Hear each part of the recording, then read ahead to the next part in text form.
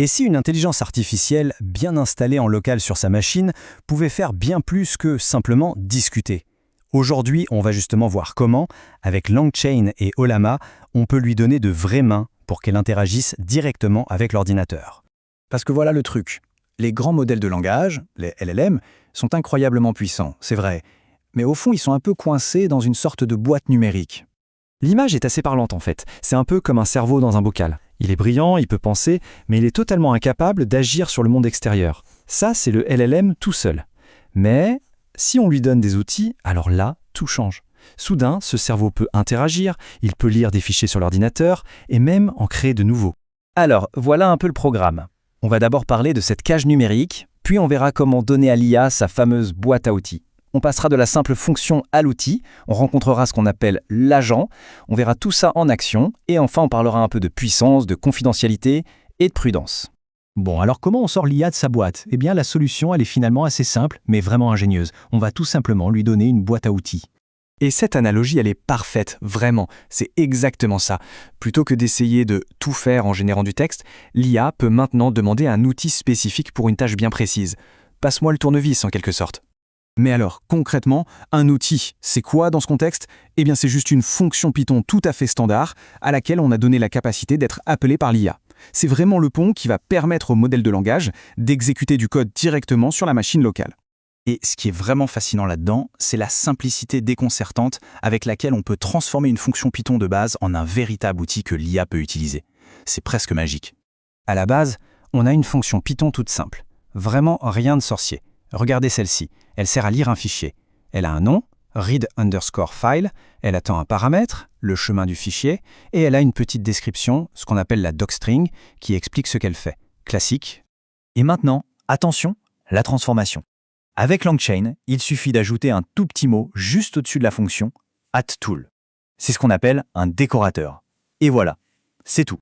Cette seule petite ligne de code vient de rendre notre fonction complètement accessible à l'intelligence artificielle. Alors, que s'est-il passé? Qu'est-ce que ce tout a fait? Eh bien, il a agi comme une sorte de traducteur automatique. Il a regardé le code Python et l'a transformé en une fiche descriptive pour l'IA. Le nom de la fonction, readFile, devient le nom de l'outil. La docstring, la description, explique à l'IA à quoi il sert. Et les arguments, eh bien, ils indiquent à l'IA quelles informations elle doit fournir pour l'utiliser. C'est limpide pour elle.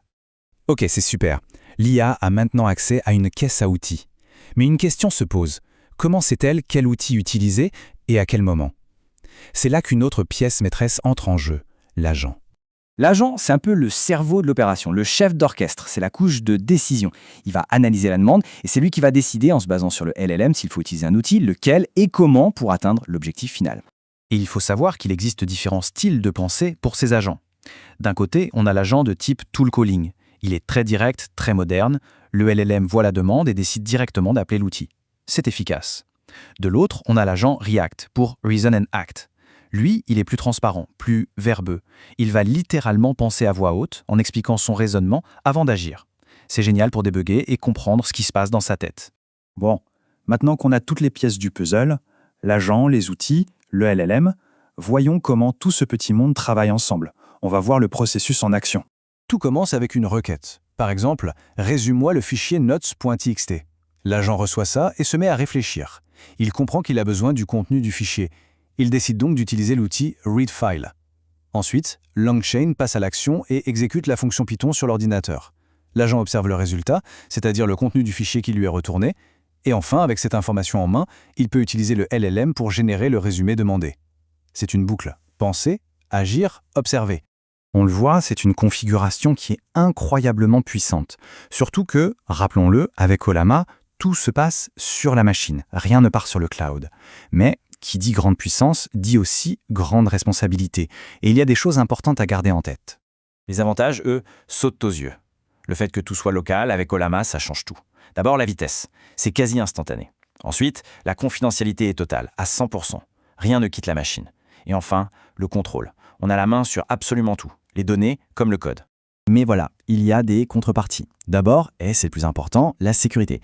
Les outils s'exécutent avec les mêmes droits que l'utilisateur. Il est donc absolument primordial de mettre en place des garde-fous pour limiter ce que l'IA peut faire.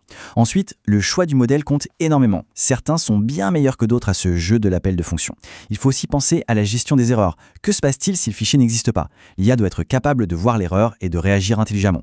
Et enfin, un détail technique, par défaut, les outils n'ont pas de mémoire d'un appel à l'autre. On a donc vu comment faire passer une IA du statut de simple cerveau dans un bocal à celui de véritable acteur capable d'agir sur son environnement. Et ça ouvre un champ des possibles absolument immense.